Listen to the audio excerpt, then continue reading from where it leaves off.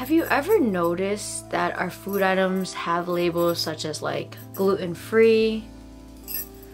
See, I never really noticed so much until I became vegan.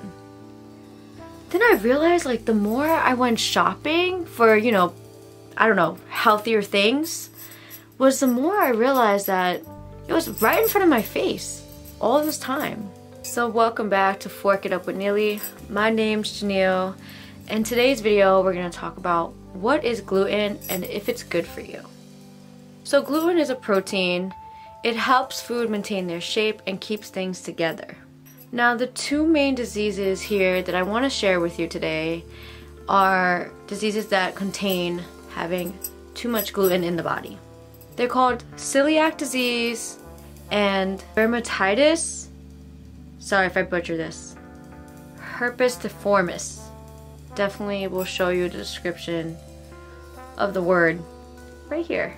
So celiac disease is an immune reaction to eating anything that contains gluten. Gluten leads to damaging to the small intestines. If a person has celiac disease and eats gluten, their bodies will automatically attack the small intestine. Since the intestine becomes inflamed, the body looks at that as it's being in trouble. So the symptoms here are like diarrhea, bloating, gas, fatigued, constipation, depression, sometimes weight loss, iron deficiency, and also rashes. For dermatitis herpetiform disease, it is a chronic skin condition caused by a reaction to gluten ingestion. The effects are like bumps and blisters on the outer layer of the skin. Also resembles kind of like herpes, hence the name herpetiformis, but they're not caused by the herpes virus. The cause of the skin reaction is simple.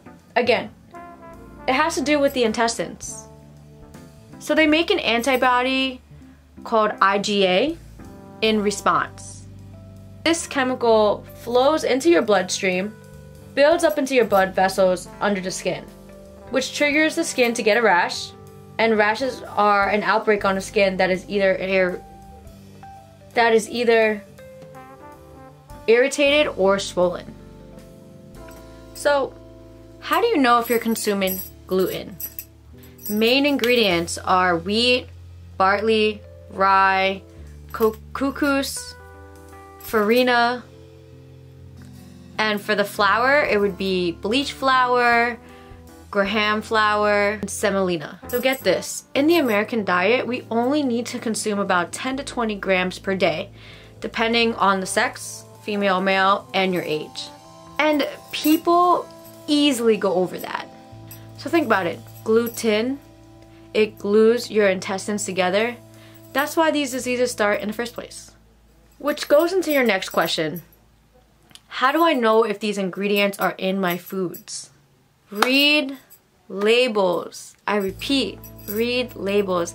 And I know it's annoying to go to a grocery store or wherever you get your food stuff, which is pretty much a grocery store, and to sit there and read each label on each food item you contain. But how else would you know? So here are some food examples that contain gluten to help you out. We have baked goods, pasta, bread, crackers, pizza, and food additives. So now you're probably guessing, what are my options? So what are your options? So use spelt as a substitution for your wheat.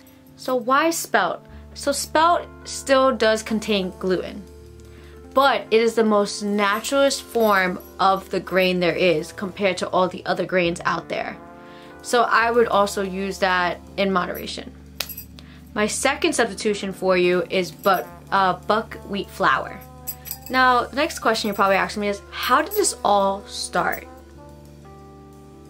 In 1950, there was a scientist named Dr. Mormon, and he decided to take wheat and modify it. And the reason to that is to make cheaper crops in order to feed more children. One problem. We are over processing wheat, which gives us any nutrients in the wheat that we eat today. The wheat that we grow now contains even more gluten and less vitamins and minerals. Second option, eliminate gluten in general. Or eliminate gluten for a month and slowly, gradually reintroduce it to your body so you could see how your body feels when you're consuming gluten and how much gluten you can actually intake. And lastly, in moderation. Eat in moderation. You know, I know we all love to indulge in like probably baking goods, and I want to make this clear to you guys.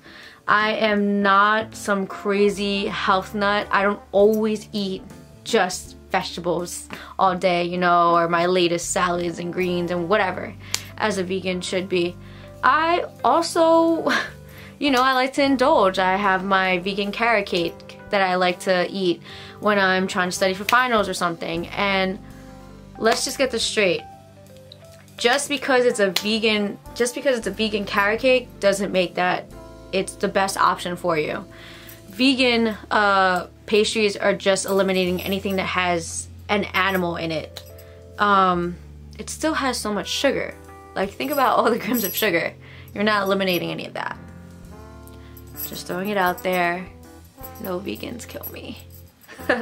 So to leave if gluten is bad for you or good for you, I would say yes, it is bad for you if you're consuming a lot of it on a daily. In moderation, you're playing it safe. I'm not avoiding gluten, I'm reducing gluten. So try to find some balance. If that helps you in any way, if this video helps you, please give it a like.